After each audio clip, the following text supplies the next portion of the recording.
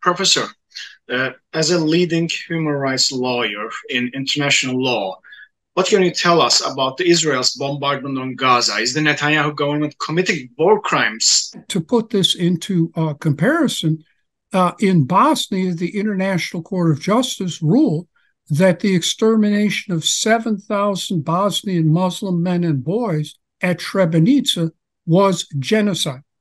And I was the lawyer for the mothers of Srebrenica and Pedrina, and got the prosecutor for the International Criminal Tribunal for the former Yugoslavia to indict the Yugoslav president, Slobodan Milošević, for 2 counts of genocide against Bosnia in general, and second, genocide for Srebrenica, 7,000 dead.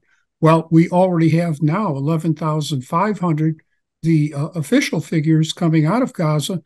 If you read the Nuremberg Charter for the prosecution of the Nazi leaders, it clearly says a Nuremberg war crime is, quote, wanton destruction of cities, towns, or villages, unquote. Clearly, that is what Israel has done all up and down Gaza from October 8th. And then a Nuremberg crime against humanity is defined as murder, extermination, and other inhumane acts committed against any civilian population. Now, that crime against humanity then was turned into the Genocide Convention itself. The Genocide Convention provides acts of genocide, and here let me quote, killing members of the group. Well, now we have 11,500 dead Palestinians, causing serious or bodily mental harm to members of the group, deliberately inflicting on the group conditions of life calculated to bring about its physical destruction in whole or in part. That is exactly what Israel has done to the Gazans. We have an Israeli general publicly stating there will be no food, no water, no fuel, no humanitarian relief supplies at all to the people of Gaza. Certainly, that is deliberately inflicting on the group conditions of life calculated to bring about its physical destruction in whole or in part. I would also point out Israel is a party to the Genocide Convention. The state of Palestine is a party to the Genocide Convention. The United States government is a party to the Genocide Convention. And here, Article 3E of the Genocide Convention condemns and criminalizes complicity in genocide. And I regret to say, in the Biden administration, that is what we are seeing, the United States government being complicit in the Israeli genocide against the Palestinians.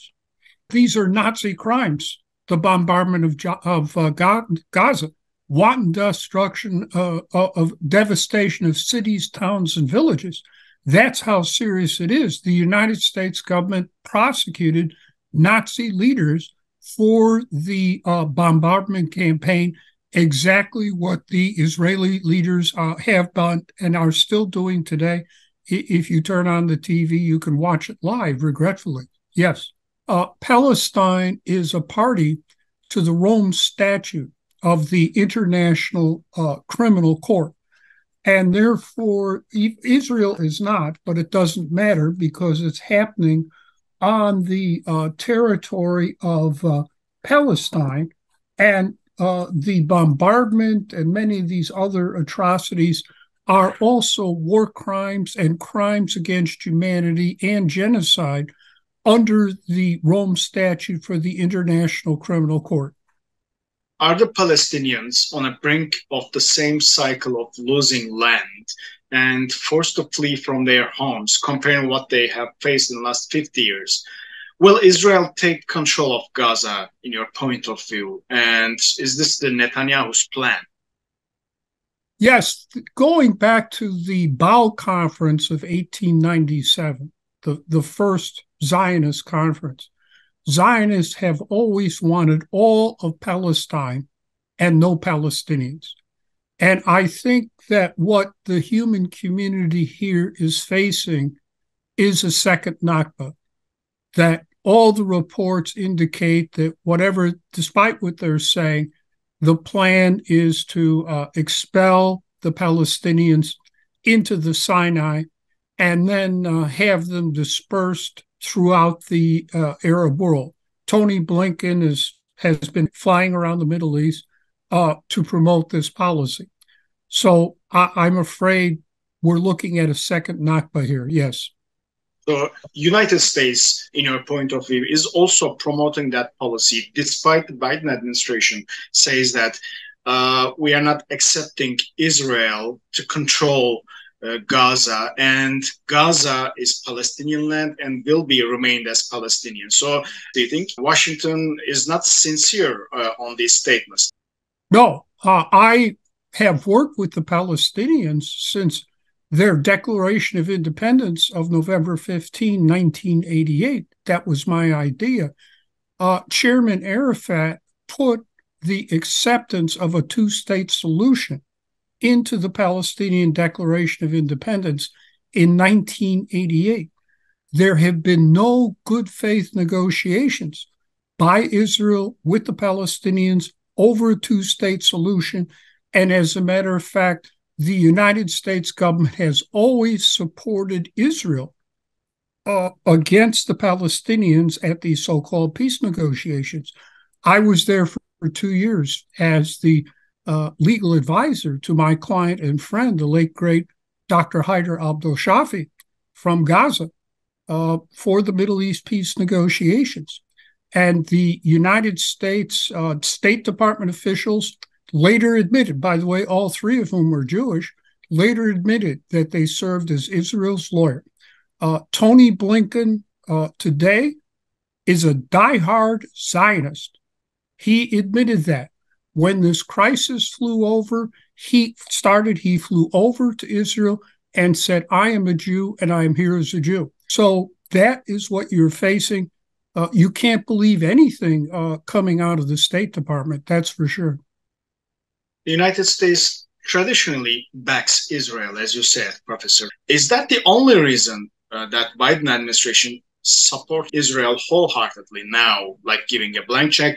Or at the same time, do you think that the United States is using Israel as a tool in that region?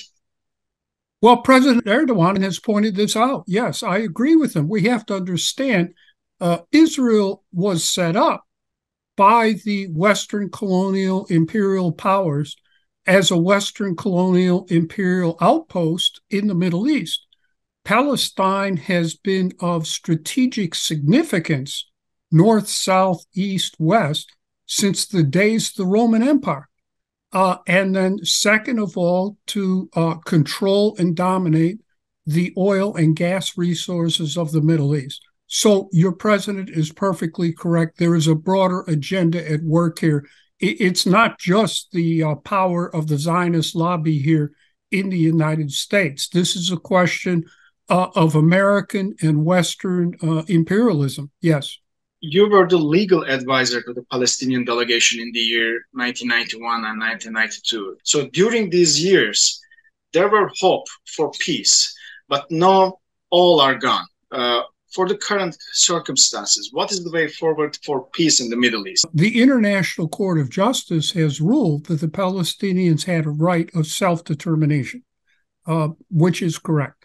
And exercising that right of self-determination in the Palestinian Declaration of Independence, and I advised on, pursuant to the instructions of Chairman Yasser Arafat, they accepted a two-state solution in the Palestine National Council meeting in Algiers. It's in there if you read it. The Palestinians have fruitlessly tried to negotiate a two-state solution since November 15, 1988. And the Americans know it, and they've done absolutely nothing to promote it. All this talk by Tony Blinken is eyewash. They've done nothing. The Americans haven't done diddly squat. We could have had peace in 1989 if the Americans and the Zionists really wanted to peace. That being said, it is still the official position of the Palestinian people exercising their right to self-determination, 2 states, based on Resolution 181, not 247, but 181, with a shared capital for Jerusalem. That is their position. I honor and respect that position. And until the Palestinians change their mind, I respectfully submit that the rest of us should too. The crisis and the Israeli attacks on Gaza reminded the world that the United Nations Security Council is a paralyzed body. The Council repeatedly failed to fulfill its responsibility, which is to maintain peace and security, as it failed to accept a resolution on ceasefire. What do you make of it? It's the power and domination of the United States and the Zionist lobby that is preventing all this. The United States has always stood with Israel at the Security Council. But I will point out that under the Uniting for Peace resolution passed by the UN General Assembly in 1950, when the U.S. exercises its veto power at the Security Council, it can be turned over to the UN General Assembly to take steps of enforcement against Israel. For example, the General Assembly could recommend comprehensive economic sanctions against Israel. The General Assembly could suspend Israel from participation in the activities of the General Assembly, as they did to the criminal apartheid regime in South Africa, and also as they did to the genocidal Yugoslavia for inflicting genocide against the Bosnians, which is directly on point, my former clients. The General Assembly could set up an international criminal tribunal for Israel to prosecute Israel for crimes as a subsidiary organ under Article 22 of the United Nations Charter. There are a variety of steps that can be taken by the General Assembly under the Uniting for Peace resolution. Yes, in the event that the Americans keep vetoing on behalf of Israel. Turkey repeatedly called for a reform in the council by increasing the number of the members. So, world is bigger than 5 is Turkey's motto, as President Erdogan said this in his speeches in the General Assembly. So Ankara wants the representation in the council increased. What do you make of it? It's a good proposal, but it will be very difficult because that would require an amendment to the United Nations Charter. And that would require approval by the 5 permanent members themselves to give up power, and then approval by the General Assembly, and then ratification by the UN member states.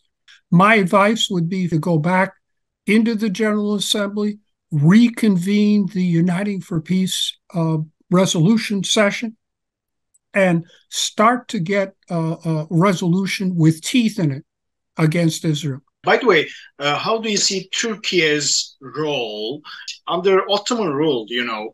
400 years of Ottoman rule, not even one drop of blood spilled in that region. There were peace in that region. So Turkey knows the root causes of the conflict and the solution. So how do you see Turkey's role and President Erdogan's statements on that issue, solving the crisis? President Erdogan has played a very constructive role in trying to promote peace in Ukraine. And I heartily applaud him for what he's been trying to do there. He almost produced peace in March of 2022, and it was the British and the Americans that killed it.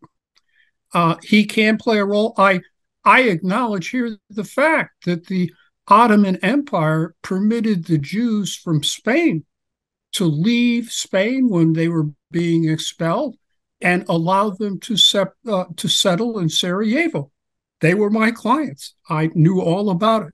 So yes, I think President Erdogan can play a very constructive role here to intermediate. Yes, he has diplomatic relations with Israel, Turkey recognizes the state of Palestine. Turkey's a very powerful, principled state there that could play a very important role. Yes.